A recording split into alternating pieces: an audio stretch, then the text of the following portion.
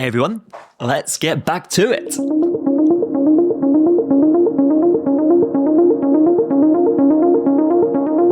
All right, so starting from today, I'm going to be starting a brand new series here on the channel. Specifically, I'm going to be building a Fabric data platform completely from scratch. Now, this platform is going to be a real-world project. It's going to be for my actual business. So I've been lucky to grow this channel into a business, teaching people Microsoft Fabric, data engineering, and now AI as well. I can talk a bit more about that in future episodes maybe.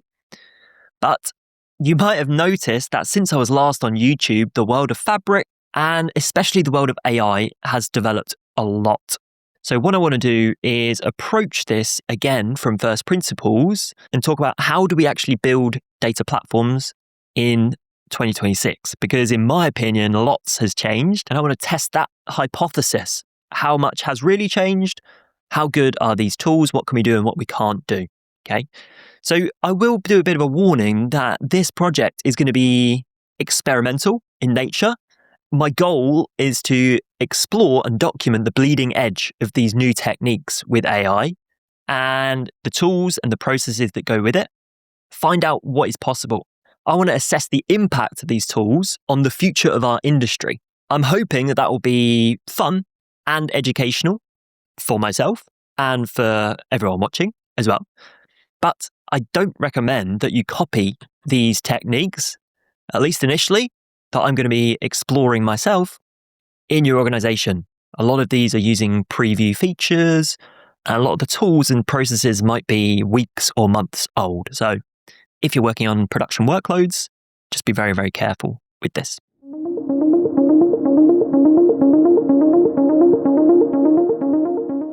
When I talk about using the latest Fabric and AI tooling, well, this is what I mean. And I'll go through this in a little bit more detail. But essentially, these are the tools and technologies that I want to explore in more detail. And I have actually been exploring a lot of them in detail and trying to understand how these can be applied to Microsoft Fabric and the roles that, like data engineering in Microsoft Fabric, also analysis and BI in Microsoft Fabric. And by BI, I'm talking about business intelligence and optimization, not necessarily what you might imagine it to be in a Microsoft data stack. So let's walk through some of these tools and processes that I'm going to be adopting, at least exploring in this series. Now, I have got a little caveat at the bottom here. I'm not saying that all of these are going to be part of the final solution. These are the tools that I really want to explore and test the boundaries of how far we can take them. Okay. So I'll start off with the development tooling and processes. So I think there's a big trend towards local first development of Microsoft Fabric assets. So no longer, or at least doing less in the Fabric UI itself. And the reason is because now we have some incredibly high-powered large language models and software that's been built on top of those, like Claude Code. Okay. Now, the actual model itself, not really important. I personally have been getting a really good tune out of Claude Code, developed some very, very nice patterns with it. But if you want to use other external tools, I would definitely recommend exploring things like GitHub Copilot, Codex, whatever it is, whatever essentially you have the licensing and the governance in your organization set up with.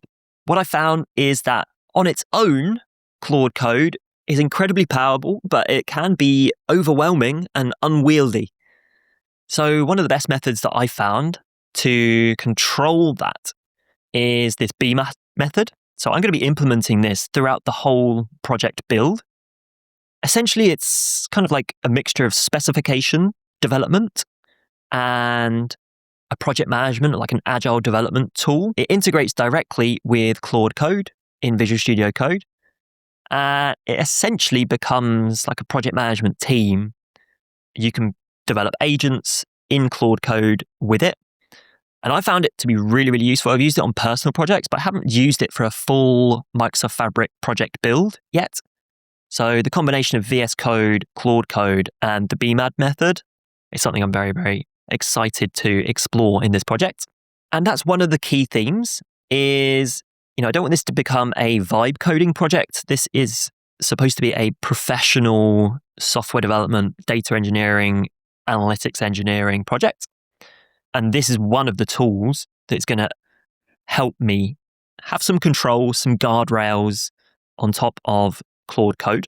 The other ones are the comprehensive use of GitHub for CI/CD automations, specifically things like PyTest for testing any code that gets developed, and Soda. Now, I've used quite a few data quality libraries in the past, but I've never really used Soda. So I would like to explore this one in more detail, understand how it could be built into these processes, specifically for building data quality tests that we can use so that if we're leaning heavily on AI to do a lot of our development, well, we want a really rigid set of testing, framework, infrastructure, validations to make sure that any changes we make to the code base don't impact the data quality and the code quality. So that's going to be a really, really essential part of this project. The specifications, the quality, the control, the governance, this area here is something we're going to be leaning very heavily into. Because whilst this setup can be incredibly powerful, you still need to control it, right? There's a few more fabric specific concepts that I also want to explore throughout this project. Given that I really want to focus on this local first development pattern, and by that I mean doing as much as possible outside of Fabric and then just writing Delta tables into Fabric as and when we need it, I'm going to be exploring dbt and the use of DuckDB.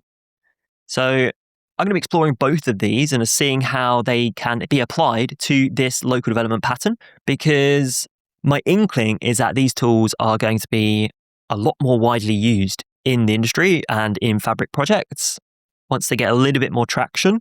Now, dbt is definitely getting there with the new dbt jobs item built into Fabric. DuckDB is a little bit further behind, but these two can actually be used in combination. Now, their real power is that it can be used and developed completely locally, which I think is going to be a huge bonus for companies because you can integrate more directly tools like Claude Code and BMAD.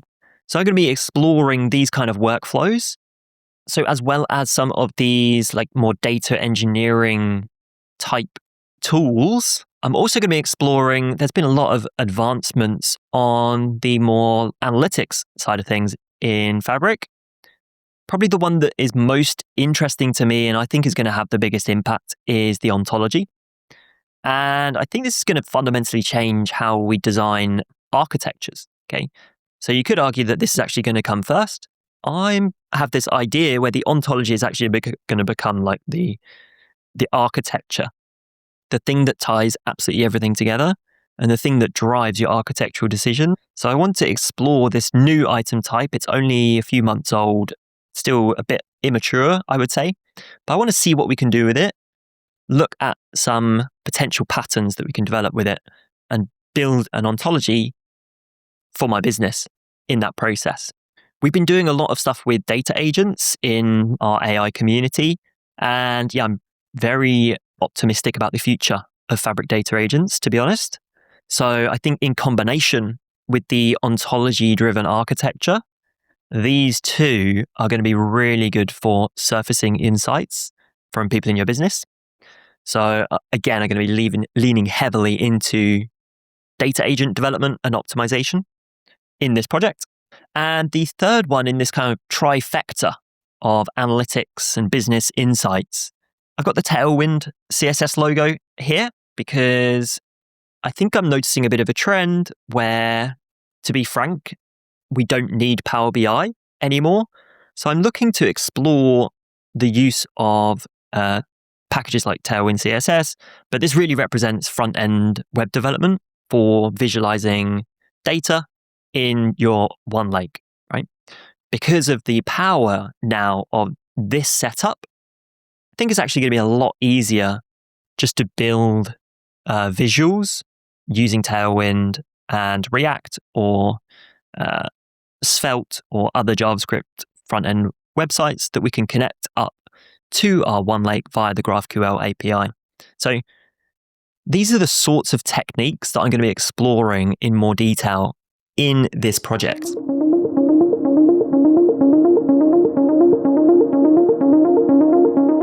Now, before we move on, I do just want to spend a bit of time talking about the vision and the principles for this project. So the North Star is going to be, I want to maximize the impact of my business. So this isn't just exploring Claude Code for technology's sake. I have a business and I want to maximize the impact of that business. So that means creating better content, becoming a better educator and educating people better. Could be more successful member outcomes for the people in my communities, and more members as well is also going to lead to more impact.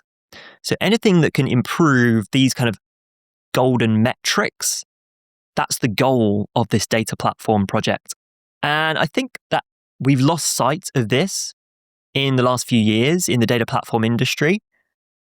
Because of the complexity of building out a lot of this stuff, you can get weighed down in the quagmire of engineering conversations.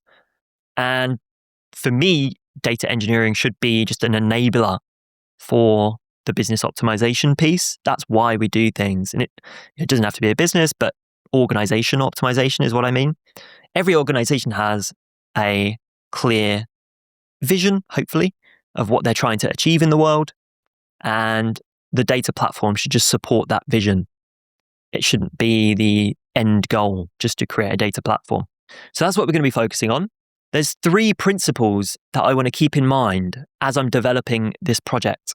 Number 1, I'm going to be exploring the full potential of the very latest advancements in technologies and processes in Fabric and in the wider technology landscape. Principle 2, I'm going to be thinking and designing and building from first principles, because the reality is I believe that what's required is at least a wholesale reassessment of our current ways of working. I think these technologies like AI, generative AI, Claude Code, they are going to change our ways of working in very fundamental ways. This is not just a slight realignment, a slight productivity improvement.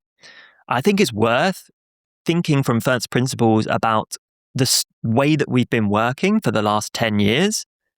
Is that still applicable? Okay, given new tooling and the new ways of working. And I always have this in my mind, the Henry Ford quote, like if I'd asked people what they wanted, they would have said faster horses. And I think we're at risk of going down that same path now that we have these tools like Claude Code. Instead, what I'd like to do with this project is to think critically about everything that we're building and saying, is it actually necessary? And is it the best way forward? Principle 3 is going to be this one. In conjunction with the last point, I want it to be evidence-based. So there's a lot of hype and opinion floating around the industry at the moment. Personally, I prefer making evidence-based decisions. So I'll be setting up a lot of different tests and benchmarks and comparisons between different tooling so that we can make some good evidence-based decisions on the way forward, right? Not just based on hype, based on data, which is what we all love, isn't it? So I'll be testing, experimenting, and documenting the outcomes all along the way. So I'll be sharing those, of course, with everyone here on YouTube. So the plan for the series, well, in this video, it's been a very quick introduction to the series. In the next video, I'm going to be setting up and explaining a little bit about how BMAD works, which is the AI-driven development platform that I'm going to be using. We're also going to be setting up VS Code and Claude and getting everything set up. And we're going to be using BMAD to elicit a full project brief because, it's good to have a bit of a vision, but this is not really enough to start a project. We are going to be assisted by BMAD to help us create a full specification brief that's going to start our project running. And then from there, to be honest, the structure will be dictated from how we're going to iteratively develop the project. So I hope that sounds interesting to you. If it does sound interesting and you're going to be following, then leave a comment down below just saying following. And it really helps the video do better so that other people can see it. I'm very, very excited to showcase all of these different tools for you and go on a bit of an exploration, because I do think that some combination of all these tools are going to shape how we work over the next few years in our industry. So I hope you find it useful, and I'll see you in the next video. We're going to be setting up our project in BMAD and Claude Code and VS Code. So I'll see you there.